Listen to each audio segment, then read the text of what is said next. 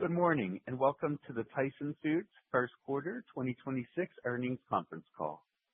All participants will be in listen-only mode. Should you need assistance, please signal a conference specialist by pressing the star key followed by 0.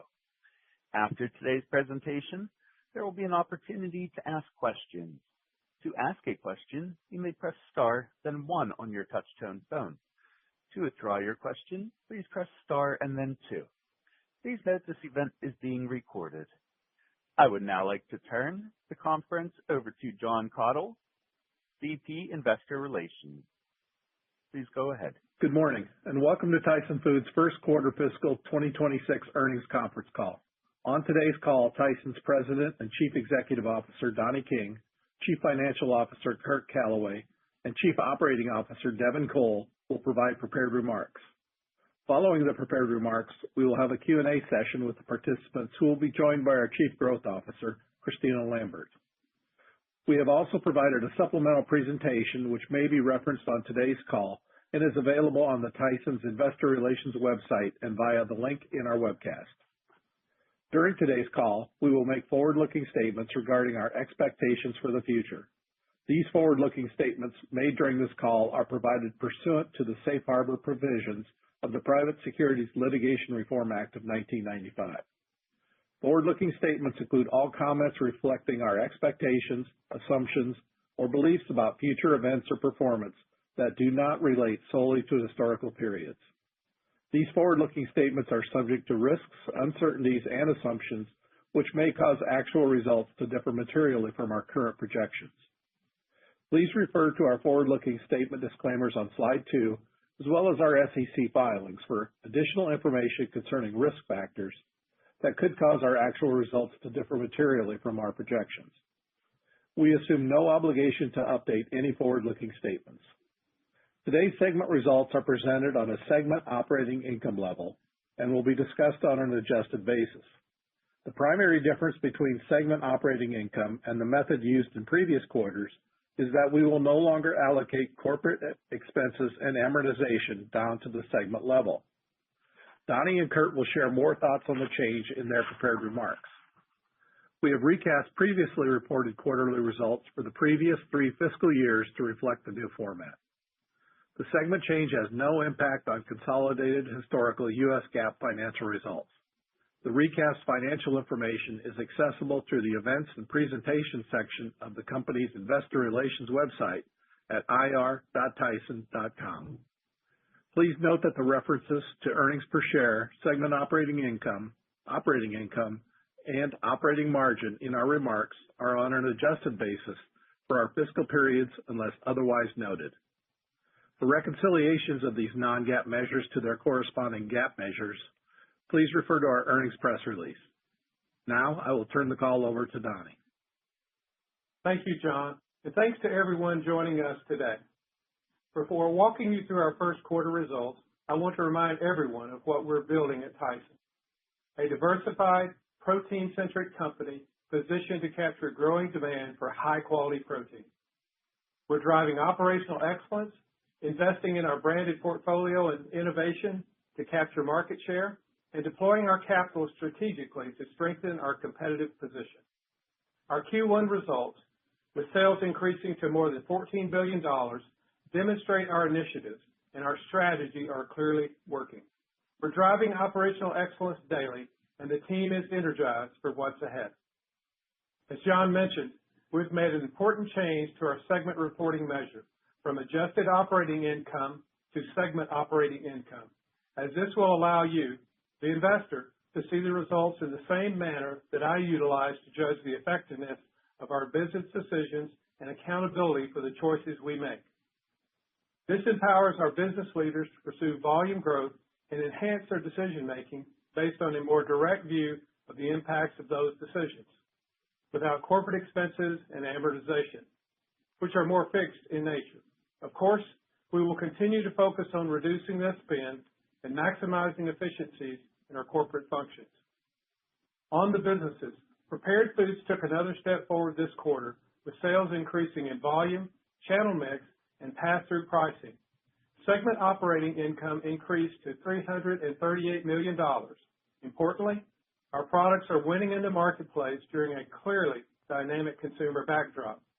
Our prepared foods business is capturing more market share by volume and dollars, driven by increased brand investments and targeted MAP spending that is showing favorable returns. Our production facilities continue to make performance improvements through operational efficiencies. The chicken segment delivered another strong quarter with $459 million in segment operating income, a margin of 10.9% in a less favorable operating environment.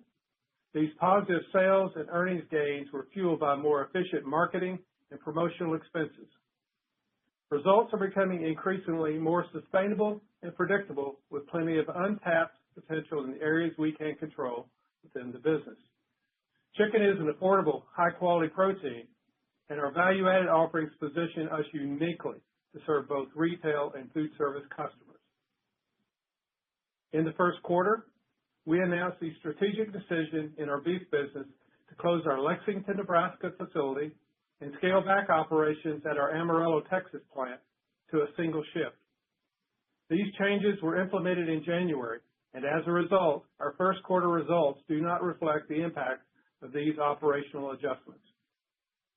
We recognize the impact on people's lives, and we did not make them lightly. At the same time, we made this necessary choice to right-size our beef operations with a smaller and more efficient footprint, higher capacity utilization, and stronger alignment with the long-term outlook for the U.S. cattle herd. These decisions position us to improve our overall beef capacity utilization and to compete more effectively in the beef business, both now and in the future. Continuing to absorb losses like we have been seeing for the past 2 years is simply unacceptable. Looking forward, we expect cattle supplies to remain tight throughout 2026 and 2027. During this period, chicken is likely to continue to benefit most from the changing consumer preferences, both at retail and in food service. And we're obviously well positioned to win. Once again, our pork segment performed well in a stable operating environment. We continue to increase yield and revenue by developing more value-added products. All parts of the pork value chain, from hog supply, pork production, through retail and food service customers, are in relative balance, allowing for more predictable and stable operating margins. Finally, our international segment continued its momentum and had another good quarter. Now, let me share with you why we are very well positioned relative to what's occurring in the food industry. A recent development beneficial for Tyson Foods was the release of the new U.S. dietary guidelines. As you are aware, healthcare costs are rising, and it is important to have viable solutions to combat the challenge of obesity and inadequate nutrition. These updated guidelines and recommendations represent a historic validation of our core mission, providing high-quality, essential protein to millions. By advocating for increased animal protein consumption as a leading pillar of a healthy lifestyle, the administration has underscored what we have always known. Animal protein is the foundational building block of a nutritious diet. As the producer of 1 out of every 5 pounds of chicken, beef, and pork in the United States, Tyson is uniquely positioned as the leader in this real protein space. And as the demand for protein continues to increase, Tyson will be there to meet this demand. These policy recommendations underscore how public health priorities and consumer demand for high-quality protein are moving in the same direction. And even in a dynamic economic environment, protein remains essential in the grocery cart, with consumers continuing to favor chicken, beef, and pork. The updated guidelines also recommend limiting artificial flavors, petroleum-based dyes, and artificial preservatives. At Tyson, we have been ahead of this curve and have already proactively removed petroleum-based synthetic dyes and other ingredients, including high fructose corn syrup, across our U.S. branded portfolio. By simplifying our labels and using the same ingredients you can find in your pantry, we're providing consumers what they are looking for: protein. It's real food that tastes good and is good for you. And we're confident that this commitment to quality will continue to drive superior value for our customers and our shareholders. Let me now tell you about how we are winning in the market. According to Nielsen data, total category food and beverage retail volume declined 1.8%, with dollars up 0.9% over 13 weeks ending in December. In contrast, our retail branded products, which include our national and regional brands, grew by 2.5% in volume and 3.6% in dollars, significantly outperforming the broader sector. This retail growth was broad-based, highlighted by strong volume performances across several national and regional brands and categories. A few examples include Tyson national and regional branded fresh chicken up 10.7%. Hillshire Farm lunch meats increased by 10.4%. Hillshire snacking grew by 12.5%, and Adele sausage went up 7.2%. In addition to the volume growth, all four grew dollars and share.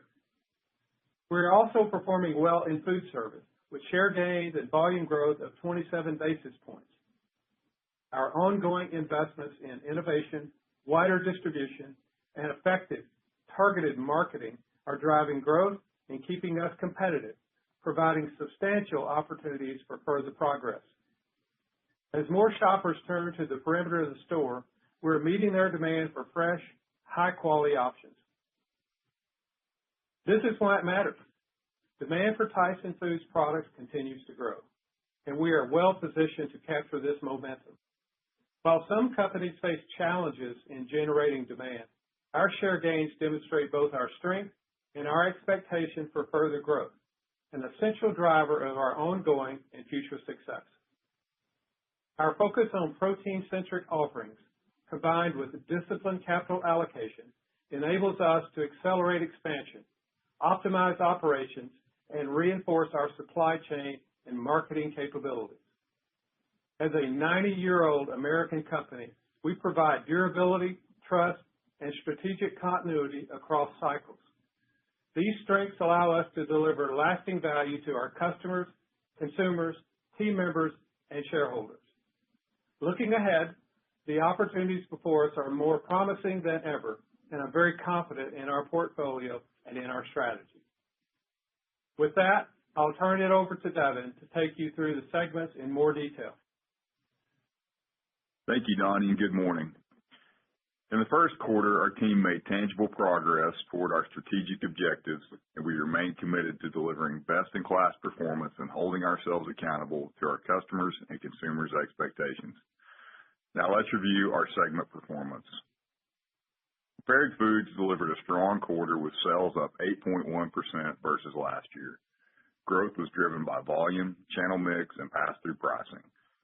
Segment operating income was $338 million, up $16 million versus prior year, reflecting continued progress on our multi-year plan to enhance profitability in this business. And we see more ahead.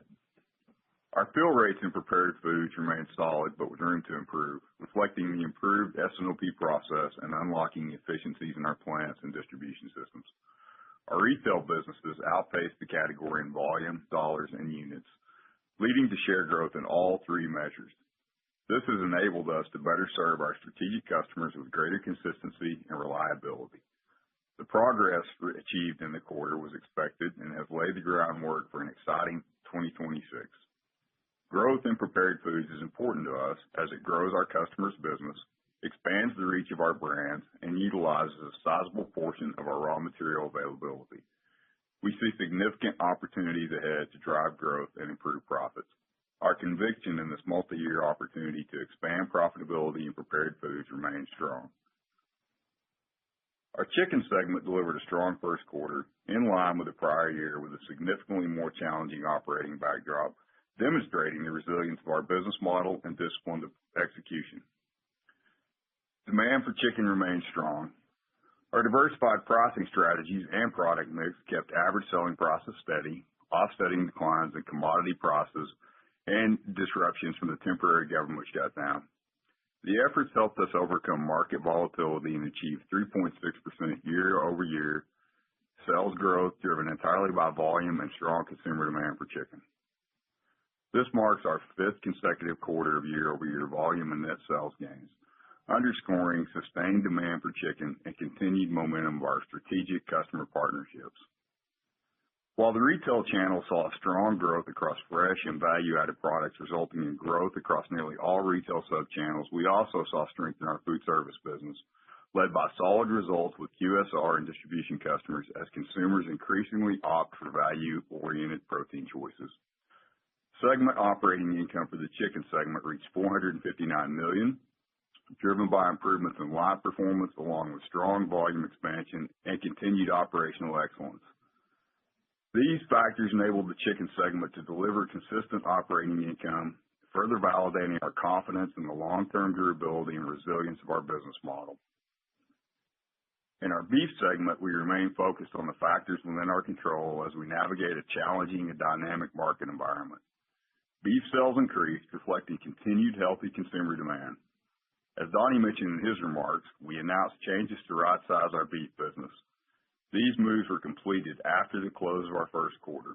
Both moves are in response to the ongoing challenges of a tighter U.S. cattle supply, and we believe these moves align us to compete more effectively this year and over the long term with a smaller production footprint and a higher capacity utilization. We expect to benefit in coming quarters from the effect of the actions taken. Segment operating income declined compared to the prior year as higher cattle costs more than offset higher cutout values and continued high consumer demand. While navigating the headwinds, we remain committed to the elements we can control, like optimizing our operational footprint, as well as seeking out alternatives to improve our long-term results. In pork, segment operating income margin increased 220 basis points to 6.7%, fueled by network optimization and operational efficiencies. Hog supplies were adequate during the quarter, and projections for an ample supply appear favorable for the upcoming year. The accessibility of pork raw material for our prepared foods division is a key part of our end-to-end pork strategy. We have made substantial progress in utilizing raw materials like pork bellies to supply our branded bacon, hams to supply lunch meat, and trimmings to supply sausage. We will continue to push for higher utilization as it will improve access, quality, and landed costs for our raw materials. Overall, I am encouraged by the incremental steps we have taken in the first quarter, and I am confident that we have room to grow and improve across the operational and controllable aspects of our business in 2026 and beyond. We are focusing on our strategic customers and consumers while delivering value to our shareholders. With protein remaining a clear winner in the mind of consumers, the diversity of our portfolio enables us to make investments by partnering with our strategic customers to drive category expansion. With that, I will turn it over to Kurt to walk through our financial results and outlook in more detail. Thanks, Devin. As mentioned earlier, our first quarter results reflect a change in financial metrics, as we are now referring to segment operating income, which excludes corporate expenses and amortization at the segment level. For comparative purposes, all historical results and comparisons presented have been updated to reflect this change. As Donnie mentioned, the reason for this important change is to report results in the same manner that our decision maker utilizes to assess business performance and allocate resources. We believe this provides investors with an increased level of transparency, and it enables them to better compare our results to other food producers. For the first quarter, total company sales grew 6.2% to $14.3 billion compared to prior year, led by beef with solid contributions from prepared foods, chicken, and pork, reflecting the healthy demand environment for protein. For comparative purposes, the sales increase was calculated excluding the effect of a $150 million legal contingency reserve that was recognized in the quarter. First quarter segment operating income was $811 million, down 12% compared to prior year, driven primarily by the decline in our beef segment, partially offset by growth in our other businesses. Additionally, corporate expenses and amortization were lower by $20 million, or 7.7%, as compared to the same period last year. Adjusted earnings per share for the quarter were 97 cents, down 15% compared to last year, some of which was driven by a higher tax rate. Our multi-protein, multi-channel portfolio, combined with our team's focus on operational execution in a dynamic macro environment, performed well compared to the overall food industry during the quarter. Turning to our financial position, our approach to capital allocation remains disciplined, deliberate, and forward-looking, and we have a strong balance sheet. We are focused on maintaining financial strength, investing in the business, and returning cash to shareholders. Free cash flow is critical to us, and I am pleased with how cash trended in Q1. First quarter operating cash flow was $942 million, and capital expenditures were $252 million, resulting in free cash flow of just under $700 million, well ahead of dividends for the quarter, which were $177 million. We ended the quarter with $4.5 billion in liquidity, and net leverage declined to 2.0 times, an improvement of 1/10 of a turn since year-end. If you step back and look at our balance sheet and leverage over the last few years, we've made immense progress strengthening our foundation. In fact, we have reduced gross debt by $1.4 billion over just the last 12 months. With leverage continuing to decline and cash flows remaining strong, we continued share repurchases of $47 million during the quarter, and we returned $224 million to shareholders through a combination of dividends and repurchases.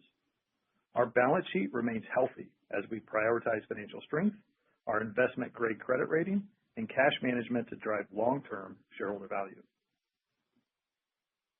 Let's take a moment to review our outlook for 2026. As a reminder, our accounting cycle results in a 53-week year in fiscal 2026 as compared to a 52-week year in 2025. The 2026 outlook is based on a comparative 52-week year. We still anticipate full-year sales to be up 2 to 4% year-over-year. We expect the range for total company adjusted operating income to be between $2.1 to $2.3 billion. We anticipate interest expense of approximately $370 million and a tax rate of around 25%. We remain disciplined in managing cash, with CapEx expected to be $700 million to $1 billion, and free cash flow in the range of $1.1 to $1.7 billion. The improved outlook in free cash flow is mostly associated with expected improvements in working capital compared to our prior outlook. Now to provide more color on our segment outlook. Based on the continuation of a tight cattle supply, we expect segment operating income in beef to be a loss of $500 to $250 million. The beef outlook does not include costs related to facility closures. We anticipate segment operating income for pork to be $250 to $300 million based on an adequate supply of hogs, continued productivity and operational improvements, and robust consumer demand for pork. We anticipate our segment operating income for chicken to be $1.65 to $1.9 billion. We believe chicken will be a preferred protein in the upcoming year. We also expect our operational execution and performance to continue to perform at a high level. In prepared foods, we expect segment operating income to be $1.25 to $1.35 billion. We expect a continuation of improved performance this year because of ongoing operational discipline and strategic investments in our categories. Our international segment performed well last year by managing controllable costs, maximizing efficiencies, and lowering conversion costs. We expect a continuation of these metrics in 2026, and segment operating income in international to be $150 to $200 million. Corporate expenses and amortization are anticipated to be $950 to $975 million. These results align with total company adjusted operating income range of $2.1 to $2.3 billion. Overall, I'm pleased with the first quarter's performance and confident that 2026 will be another strong year for our company.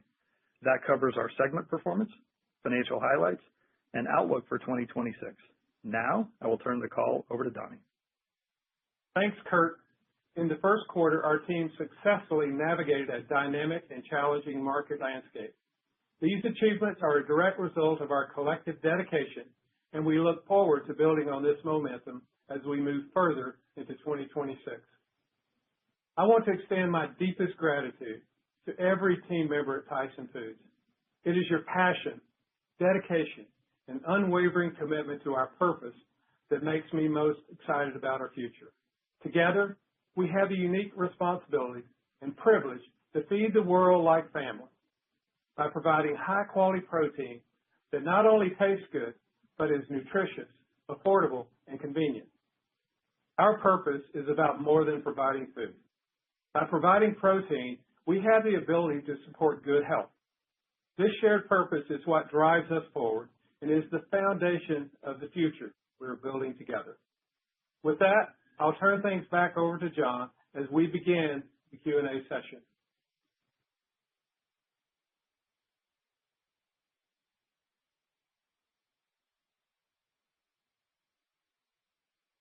We will now begin the question and answer session. To ask a question, you may press star, then one on your touch-tone phone. If you are using a speakerphone, please pick up your handset before pressing the keys. To withdraw your question, please press star and then two. Please limit yourself to one question and one follow-up. If you have further questions, you may re-enter the question queue. The first question comes from Ben Toira with Barclays. Please go ahead. Yeah, good morning, and thank you very much for taking my question. Donnie, Deb, and Kurt, congrats on a good first quarter. First question, I'd like to kick it off. Obviously, the change in some of that segment reporting versus adjusted reporting. Maybe if you could explain us a little bit more the rationale behind that and like the management incentives on a per business level, and if there's any relationship from that into what the free cash flow change is. You've briefly mentioned working capital, so maybe there is something connected here. So I'd like to understand the rationale behind how to manage the business and what's ultimately then driving that free cash flow revision. That would be my question. Thank you very much. Thanks for the question, Ben, and good morning. Great question, and so let me start with the change was very intentional. It was on purpose, and let me back up a little bit and give you some of the rationale that for why I wanted it changed. And so let's start with, if you go back a number of quarters ago, we talked about the fact that we were going to turn over every rock in this organization to be the best in class in terms of food companies. And we've been doing those things. There are a lot of proof points relative to that. One of the issues that we've had is, and particularly over the last couple of years as it relates to beef, is volume. So very simply, this. I needed the organization to grow this business, to grow volume in this business, grow it in our branded and value-added, increase household penetration with consumers. And in order to do that, I kept bumping up against the fact that people would say things like, this corporate overhead structure is, I'm uncompetitive in the marketplace, I'm all these different things. And so here's the math very simply behind that and why we did this is how we run the business. But before we make the first sale every week, before we turn on the first machine at Tyson Foods every week, we're sitting with something on the order of $1 billion of amortization and corporate expenses. Now, corporate expenses make up about 80% of that, amortization about 20%. It is largely fixed in nature. And so therefore, we start every week with about $20 million of fixed cost before we sell the first pound, produce the first pound. And so very simply, I wanted to move that in a barrier to our organization in terms of trying to sell and grow our business. And particularly in light of the fact that there is less beef production at the same time. We're employing, an ROIC mentality. But it has energized our organization. And in fact, if you look at where we are at this point, we're down 8%, and we're just announcing it to you. But it gave me visibility that I needed. It gave those business leaders across the organization and function leaders to be able to see where, through an activity-based process, where we could manage our business better. And very simply, it was a matter of looking at things and saying, does the shareholder want to pay for this? Does Does a customer want to pay for this? Are they willing to pay for it? Is a consumer willing to pay for this? So all of those type things led into this decision. Now, just changing from AOI to segment operating income doesn't change anything. But what we did was expose what those corporate expenses are, and at the same time, we worked on some of those that are embedded in the cost structure and in businesses as well. But it was to simplify how we look at the business and be a catalyst for us growing the business. Kurt, let me see if you want to add anything to that too. Yeah, thanks, Donnie, and Ben, great question. I think about the change today as more the journey where we've been the last couple of years. We intentionally moved away from a return on sales percentage of a business a couple of years ago and really focused on dollar contribution of each of our businesses. And we did that in certainly how we talk, but also how we provide guidance to you. While not as apparent, but Donnie mentioned it, we've over the last couple of years also had a very renewed internal metric and focus on return on invested capital. And today's change, as we're sharing with you, and we've changed internally this past quarter as well, is very intentional in setting us up to be very focused from a growth standpoint and a clarity standpoint. Hopefully that gives you a little bit of intel. But I think the other part of your question was around improved free cash flow and perhaps whether that was included in or changed as we think about the relative segments. So let me maybe just back up a second and talk about guidance overall and what changed and what didn't change. And let me just start with clarifying what did not change. So we did not change total company adjusted operating income, which was still $2.1 to $2.3 billion. Sales growth still positive, up 2 to 4%. And CapEx stayed constant at $700 million to $1 billion. And then adjusted tax rate still at approximately 25%. None of those changed. As you pointed out, we did change free cash flow and actually improved it.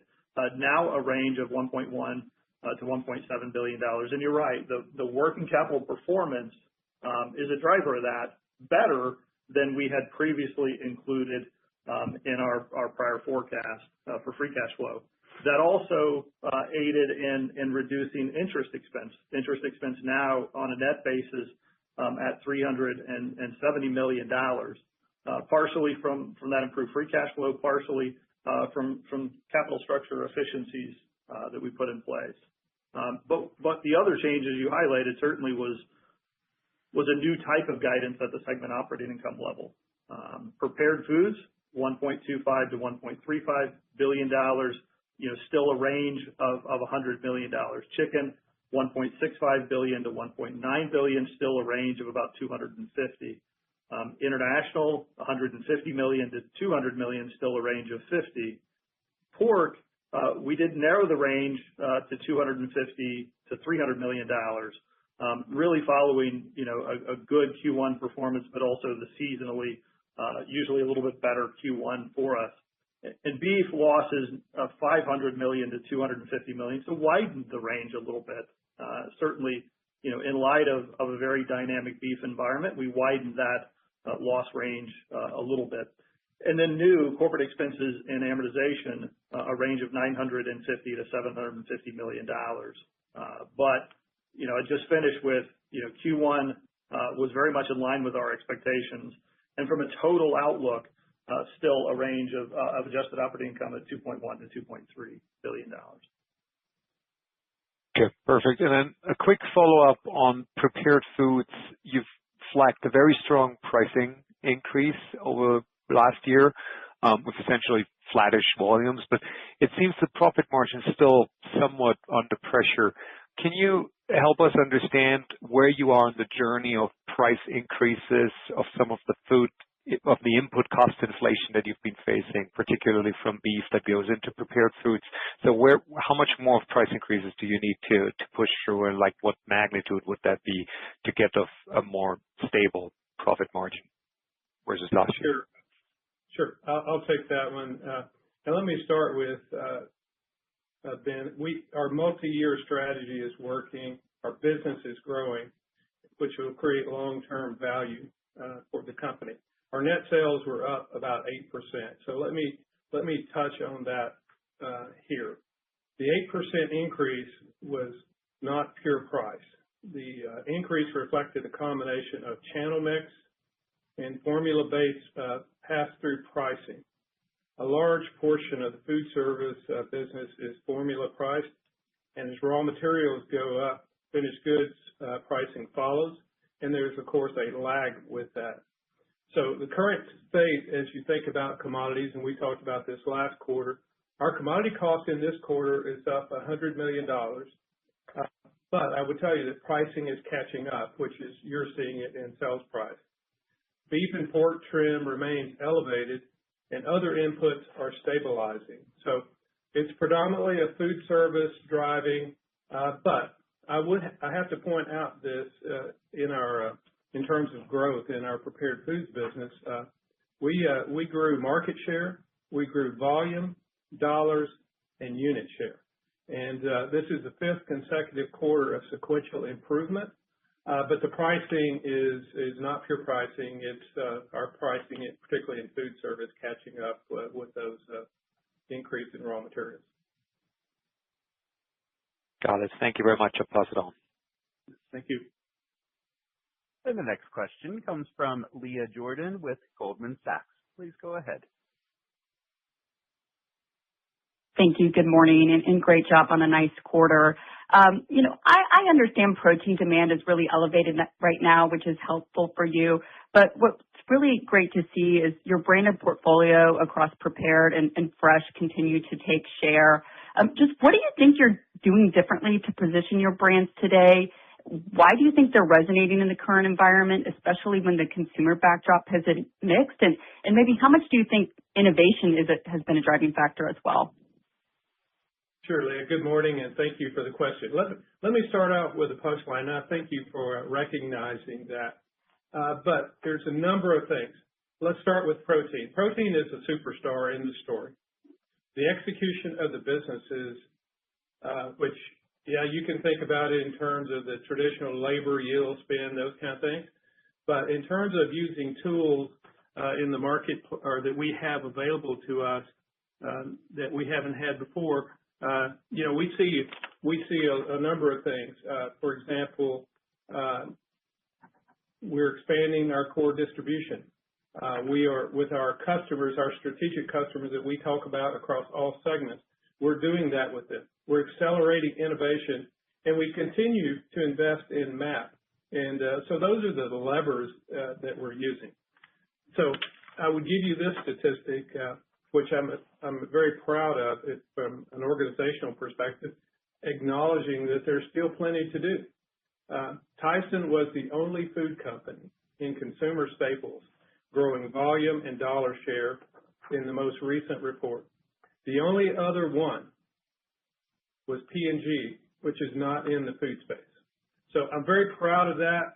Our machine is working, but it's largely execution from one end of the supply chain to the other.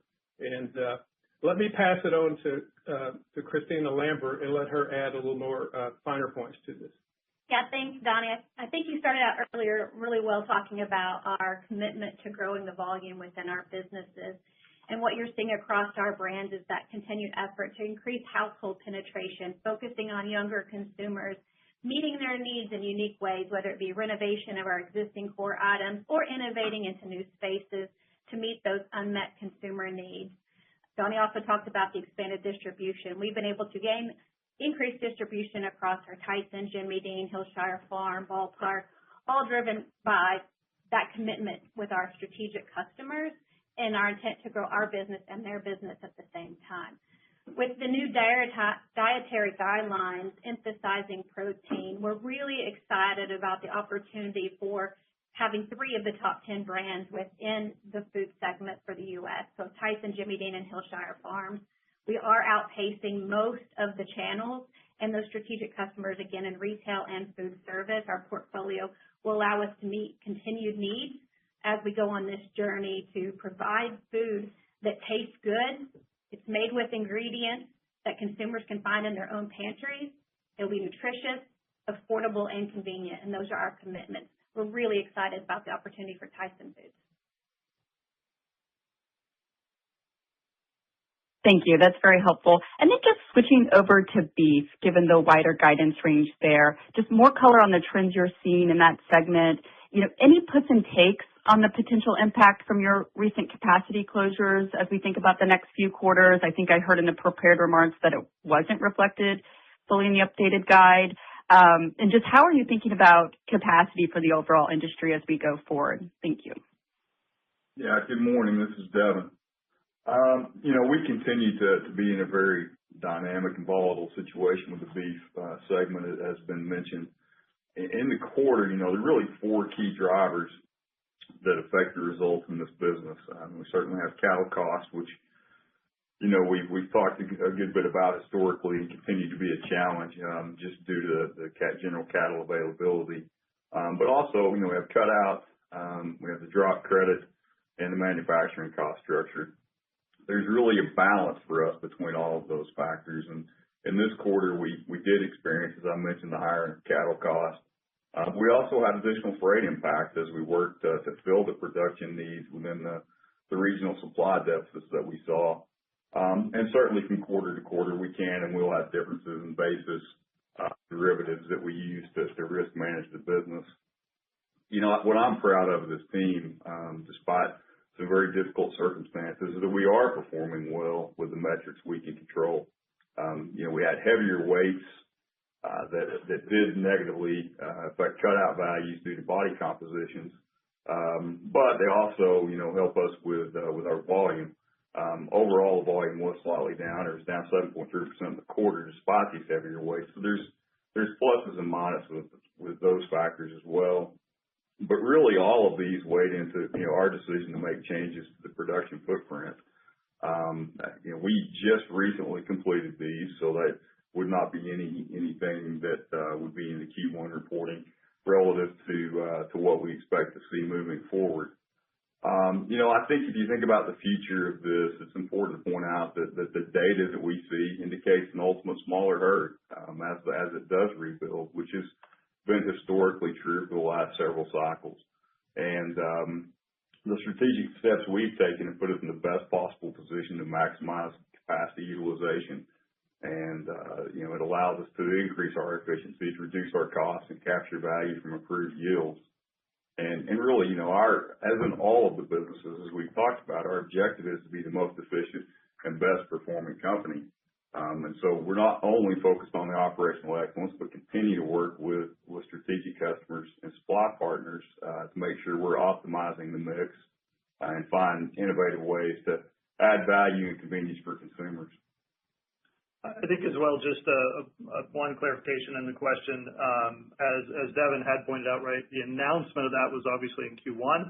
The activities didn't occur until our second quarter.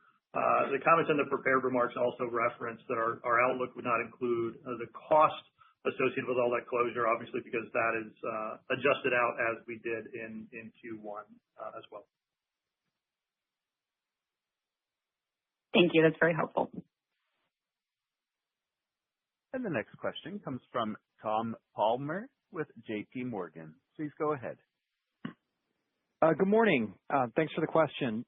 Donnie, I was curious your updated views of the chicken industry. Your tone in recent quarters, I think, has been very constructive about supply growth being limited, though in today's prepared remarks, you also referenced a weaker chicken environment in the quarter, and the annual outlook was reiterated. So maybe just an update on kind of how you're seeing the market environment. Thanks. Sure, and thanks for the question.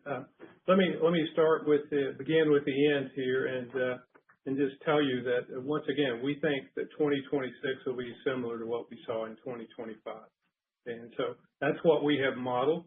But in terms of supply, from an industry perspective, USDA projects a 1% growth in production.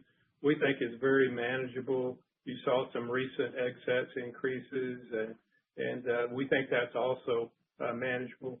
But the other part of that equation, the demand side of that, demand continues to be strong, and our supply at Tyson, we're in very good balance. I think the industry is in very good balance based on publicly available data. So we're very excited about that. But for Tyson, we think it's a constructive environment. But our confidence in last quarter, this quarter is based on the execution that we have in this business. For example, we did experience some commodity softness in the quarter, and in fact, we talked about a little bit earlier about in 2025, you saw some record breast meat prices, and I would expect, and we've seen that it's possible there will be some market normalization throughout 26, and there is. You saw some in December prices move down on some of the commodities, and they're back up more recently. I just call this typical seasonality. I'm not concerned about that. I think I would also point out, and we have in the past, that at Tyson, that we are not tied directly to commodity markets, and so that's also another point that you should be aware of. So we feel very good about it, and it's based on our execution. And every one of our, from hatch, livability, customer relationships, but the secret sauce, if you will, around the Tyson model is that we continue to grow volume, and we continue to be aligned with strategic customers. And the execution with those customers in quality, service, consistency, those type things is paying huge dividends. And it's what we've been working on now for some time. You see the evidence of that in our volume being up 3.8%. And in fact, our volume in Q1 for poultry is an all-time record in terms of volume. But we saw it in places where we told you we wanted to see it. For example, our branded fresh business is up 9%, and our branded frozen is up 12.2%. So very nice job. The other part of that, and it gets back to your question, our net sales were up 3.6%. That's largely mixed, but our actual pricing remained flat versus the prior year. And so I'll stop or take a pause right there and see if you have a follow-up to that. Thanks. That was really helpful color. I maybe just pivot a little bit now that we're seeing the corporate amortization for the first time, I guess guidance would imply it's down at least 4% year over year, I think. What's driving that decrease? Or your question's on amortization down year over year, Tom? The corporate plus amortization line, kind of the newly introduced line. I think guidance implies it's down at least 4% year over year. Yeah. I think acknowledging that the first quarter, right, we were down $20 million on a year over year basis. That really is driven by our focus from an overhead cost that we disclosed in the 10-Q as well, that team member costs were down about $13 million versus the prior quarter. There will be a little bit of a reduction as well in amortization on a year-over-year basis, but the largest contributor to that would just be team member-related costs. Okay, I'll leave it at that. Thank you. Thank you. And the next question comes from Alexa Howard with Bernstein. Please go ahead. Good morning. Can I ask about an update on heifer retention and any signals that you're seeing out in the marketplace about how that's playing out? I think last quarter you talked about how in certain regions we start to be seeing some heifer retention and the beginnings of the resolution of a beef cycle. Is that still the case, and are you seeing it expanding? Yeah, good morning. The USDA did release their annual report on Friday, and I think a few points to note in there. It is the smallest herd since 1951, but maybe more important to today's world, it's 9% lower than it was in 2019. So cattle availability continues to be the issue for the industry. However, I would say that we do continue to see some early signs of a rebuild. Replacement heifers in that report and did increase 1%. And there's some regionality in that, not a surprise, similar to what we've been seeing. I think as we get through the winter months and into the spring, that will become more clear if that stays on course. But also, I would say, beef cow slaughter was down 17.7% in 2025, so that's well below the historical average. And heifers on feed also down 3.1% from the prior year. So again, there are some bright spots in there as we begin to see these early signs of a herd rebuild. But bear in mind too, as that happens, those cattle will be taken out of the supply chain, and we'll go through a period here where we will have less availability in the short term as we build back this herd. I think the summary for all of those data points for us is that cattle are going to remain extremely tight for the foreseeable future, and we are in these early stages. I think, coming out the other side, as I mentioned, this herd will be smaller than historical numbers post-cycle, which would be indicative of recent times. Whenever we've gone through rebuild cycles, they do come out with a lower overall number. As a result, feedlots are having to hold cattle longer. Certainly with stable grain inputs, they're maximizing their weight, which is helpful from a volume standpoint. To a point, as I mentioned earlier, we do have some body composition issues as they become, certainly really large. But, I think in all of this, the point too is demand remains very robust. USDA indicates that their forecast in 2026 will be very similar to what consumption was in 2022. So no changes throughout all of this.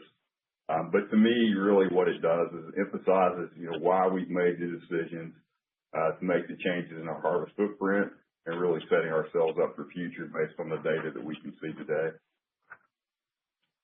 Thank you. And then as a follow-up, have you quantified how much the net savings are from the beef plant closure and the shift reduction? Just trying to figure out how that affects the profitability of that segment going forward.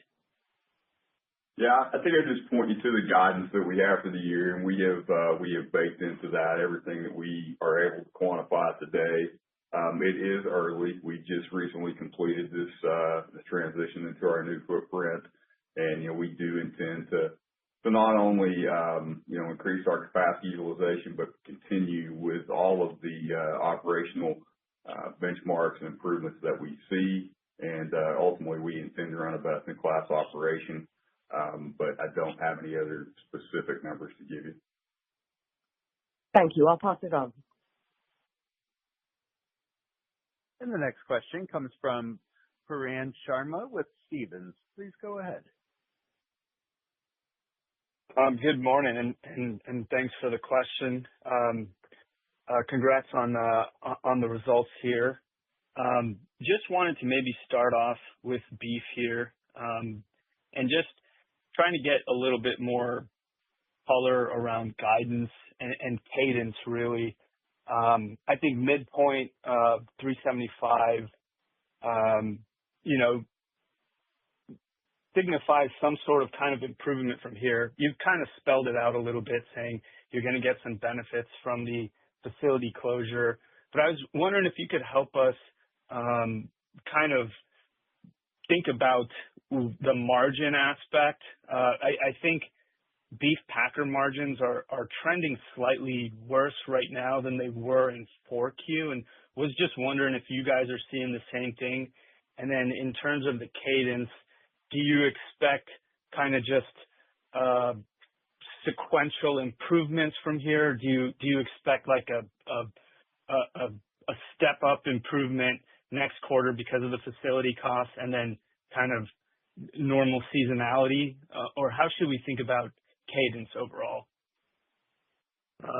This is Kurt. I'll start, and Devin may have something to add here. I would certainly remind you, as you kind of highlighted, there is always generally a little bit of seasonality in the beef business, with our second quarter usually having challenges, not to make the least of which would be weather related. But a range as we've widened it out, $50 million at a loss of 500 to a loss of 250. I think acknowledging our Q2 challenge and perhaps what would seasonally be a little bit better in the back half of the year as you get into grilling season, but certainly animal availability is going to be a key determinant of that. And I'll let Devin add anything else he wants. Yeah, no, I think that's really it. I mean, you can certainly see our results in Q1, and it's many of those issues that I mentioned previously were the drivers in that as we we had regional disparity and had to move some cattle around. Q2, as Kurt mentioned, will always have its fair share of challenges. But again, this is really why we've done what we've done to put ourselves not only in the back half of the year, but looking out beyond that to be in the best possible position for success with the cattle that are available to us. So, as again, we don't guide quarterly, but certainly you can put those building blocks together. Absolutely. I appreciate the color. And maybe just for the follow-up, wanted to ask about prepared foods. I think, in the past, you've noted that there's a little bit more seasonality in the first half of the year, but we've had some challenges with input costs in the past few quarters. So I was just wondering if, as we look out into this business, do you expect to see a more evening pace throughout the year, or how should we think about seasonality in prepared foods? Yeah. Thanks, Warren. You're correct. Last year, we pointed to a more balanced front half, back half, and that was really driven by the building effect of our operational execution inside the walls of the plant that were really giving us some benefit that kind of tilted the axis a bit, if you will. I think on balance, we said that would probably start to revert back to a bit more normalized level. I think the only other data point, and you kind of alluded to it, was we did make the comment a quarter ago that some of the run-up in raw material costs didn't fully get flushed through the P&L in Q4. We still carried some of that in inventory. That was the inventory we sold out, or COGS, if you will, at the beginning part of the quarter, which may, alter it a little closer to 50-50. But it's a mix of those, right? I would say generally it's a little bit more front half loaded, but we did again carry some higher inventory into this Q1. Thank you. And the next question comes from Peter Galbo with Bank of America. Please go ahead. Hey, good morning, guys. Thanks for the questions. Kurt, maybe just a housekeeping to go back to Ben Thurer's initial question. So understanding, right, no change at the consolidated sales or operating income line. And I think you talked about maybe some flex within pork and beef, but the range is remaining relatively unchanged. So, should we be viewing this as X the accounting changes were announced today? None of the segment dollar ranges really would have changed, aside from maybe a little bit of tweaking at the top and bottom end, just so that we're comparing kind of an apples to apples basis. That's reasonable. I think, as we said, 2.1 to 2.3 in total doesn't change. And hopefully my clarity around free cash flow and the reasons why helped understand the additional components to that. But overall, right, our message is Q1 performed in line with our expectation, and on the full year, we see it similar as we did in November. So I think it's a reasonable push, a reasonable thesis you have. And I should have added earlier, but hopefully it's helpful if you haven't seen it yet. We did also file an 8-K this morning with the recast historicals for 23, 4, and 5 by quarter, by segment. So you can see each of those changes, and it's available on our IR website as well. Hopefully that gives you some really good clarity and ability to update models as well. Yeah, maybe I'd add one thing to that, Pete, and it's the obvious, but as we separated the corporate expense and amortization, we obviously intend to manage that more closely than we have in the past. So you should expect greater efficiency and greater leverage against that, what we have termed a largely being fixed in nature. The other piece of that is you should see us growing volume across all the businesses in all the right places in order to fill capacities. So the outcome of this will be more volume, greater capacity utilization, which results in a better cost structure overall in terms of the controllable or plant cost, for example. Got it. Okay. No, thank you guys for that. That's very clear. As a follow-up, if I could just ask kind of on chicken, a lot of that accounting change, I think, kind of footed out of that segment, both from a corporate and an amortization standpoint. But historically, there's been a fair amount of seasonality in the chicken business, particularly into the second quarter.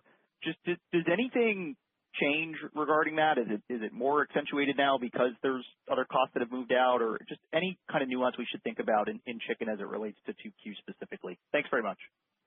Sure. Thank you for the question. And I would tell you across all businesses, we're off to a good start in Q2 and very much in line with our guidance and our internal expectations. So I'll start with that. You'll see normal seasonality, which I referenced earlier as being typical. I think you'll continue to see that.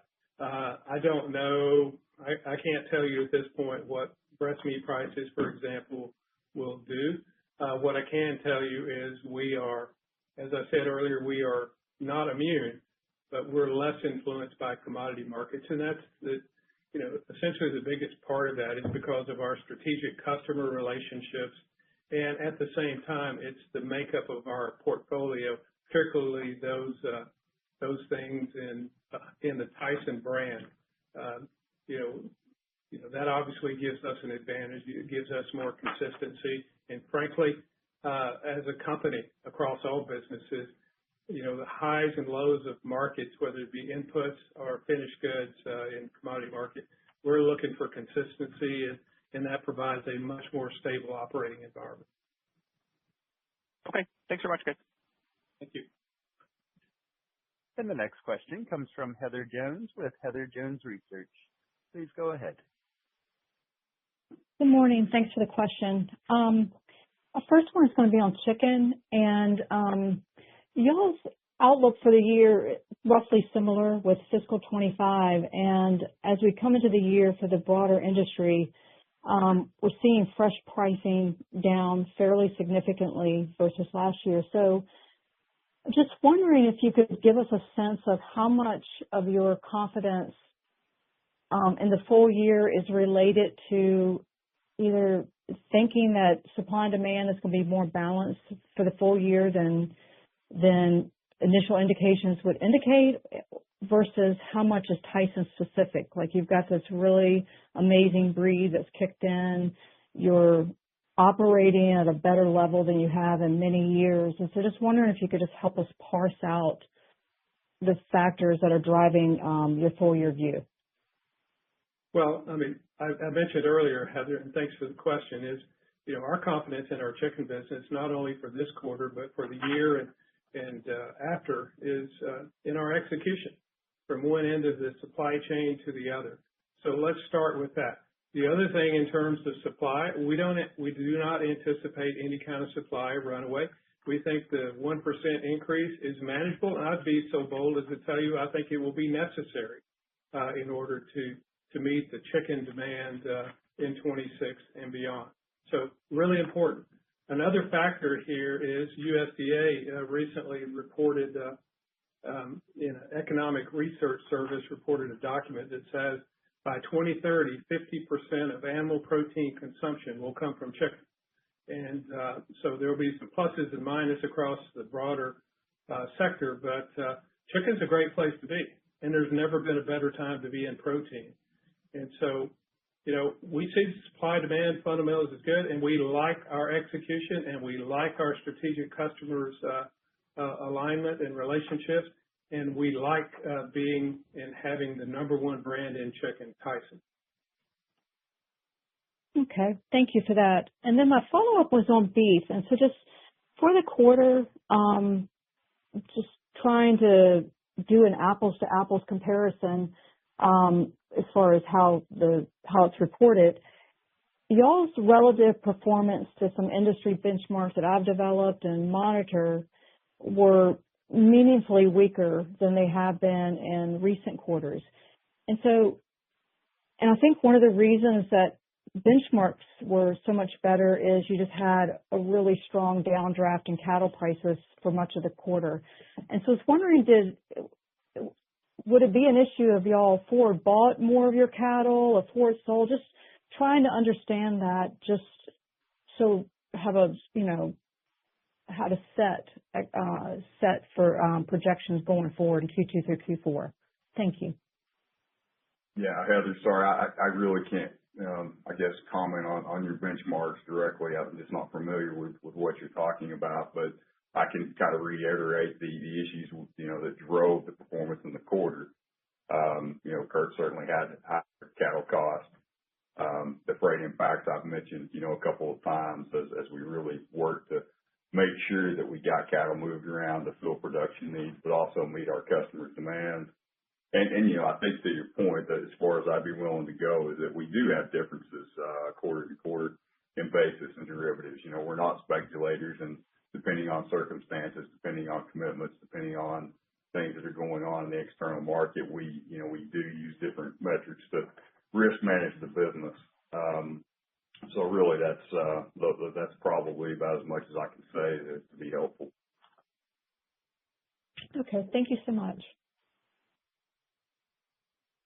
The next question comes from Samia Jain with UBS. Please go ahead. Hi, good morning, and congrats on the quarter. With recent initiatives to reformulate products and remove certain additives, how do you balance these quality improvements with cost and consumer pricing sensitivity? And have you seen any measurable consumer response yet? Hi, thank you for the question. We're really proud of the product reformulations that we've been bringing into the market, and frankly, we've been doing for many decades as the consumer evolves and what they want and expect for their products evolve. And as far as balancing with the costing, that's what we do every day to evaluate, can we make a better product and still having it be at a affordable and convenient offering for the consumer. So I wouldn't say that we have had any negative impact, and if anything, a positive impact we will continue to see as packaging gets updated. So some of these changes we've reformulated ahead of some of the packaging evolutions, and that's something you can do if you're just in absence of some ingredients. So consumers should continue to see these products improve in the marketplace, and I think we'll continue to see demand grow as consumers watch for opportunities to improve their nutrition and their diet. Great, thank you. And you've highlighted a jump in retail branded volume sales, and we've seen peers of yours engage in M&A to grow certain brand sales. Is M&A something you guys would consider as well, or could you provide more color on the capital allocation strategy going ahead? Yeah, thanks. Our capital allocation priorities, I think I said this morning, prepared remarks are the same, very disciplined, deliberate and forward-looking on maintaining our financial strength, investing in the business and returning cash to shareholders. What we're looking for going forward is certainly from a financial strength standpoint, we like where we're at. We have optionality and flexibility. We can continue to build on our strong balance sheet and improve our financial strength. We're looking for opportunities to invest in the businesses, and we see organic growth opportunities to continue to meet our consumers' increasing desire for protein. We returned cash to shareholders about $224 million in Q1 through dividends and share repurchases, and we delivered nearly $900 million last year. With respect to M&A, I think we've demonstrated a very disciplined approach as we look at inorganic opportunities in the past, and we seek to balance growth, consumer trends, and ultimately returns for our shareholders. Great, thank you. And the next question comes from Michael Lavery with Piper Sandler. Please go ahead. Thank you. Good morning. I just wanted to unpack the top line maybe a little bit. You talked about how the corporate costs being separated helps set up better volume incentives or visibility, and you also had a great strong 1Q start to the year, but didn't do anything to change the guidance. Is the volume lift you expect more coming further down the road, or is there a pricing offset with it, or how do we think about just kind of where your head is on the top line? Sure. I think the best way for me to explain that is probably because you're looking at it in totality, I think, is that, remember, chicken, prepared, international, and pork are growing. We saw a reduction in volume as it relates to beef, and the quantum of beef is very large. So I think that is probably the math that is a bit confusing. But to be very clear, we're growing the other businesses, particularly behind the brands, not only at retail but in food service as well. Those brands are healthy, and we're in the protein business, and so the gains that we're seeing in volume and share is based on strong protein demand and disciplined execution.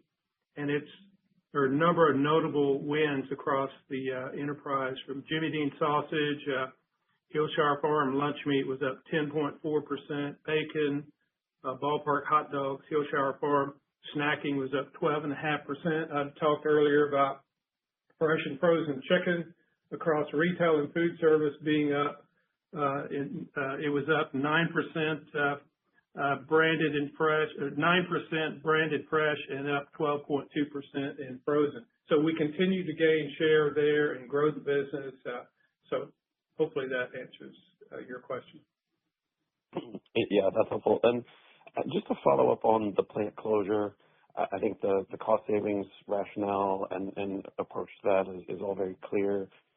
But did you expect any impact on market dynamics from it? I realize obviously it wouldn't change consumer demand, and if you increase capacity utilization with the same throughput, it wouldn't seem to impact supply realistically. But I know there can be regional or local components to the market that may be impacted, and I know it's just a couple weeks in, but is it progressing like you expected, and what are you seeing there?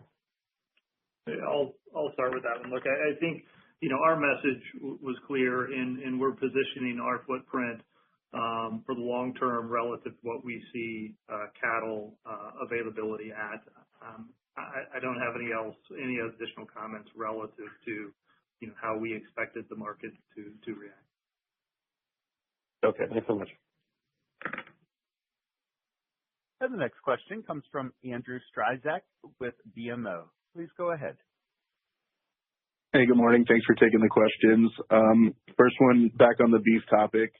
Can you share with us what you're seeing in terms of screwworm in Mexico and maybe some of the signposts or milestones to watch for the border to potentially reopen there? Yeah, thanks for the question. I mean, other than what we see, is publicly released relative to some of the incidents that have continued to occur, in Mexico, very close to the border, but thankfully at this point, not across the border. I don't really have anything else to add. I think, just some of the cold temperatures that you've seen, unseasonably cold temperatures that you've seen in Texas certainly, benefit, or maybe help prevent some of the movement of that particular insect around. But, something we'll watch as we get into the spring, but we don't really have anything that would give us any insight as to when the government would open the border. Okay. And, if we go back over the last several years, Tyson's obviously benefited from significant internal improvements, cost improvements. You've talked now about, wanting to continue to work some of the corporate costs lower. I guess across your business, when you look at where you are today, where are you versus where you want to be in terms of your operations broadly, and where do you still see meaningful opportunities to realize internal improvements? Thanks.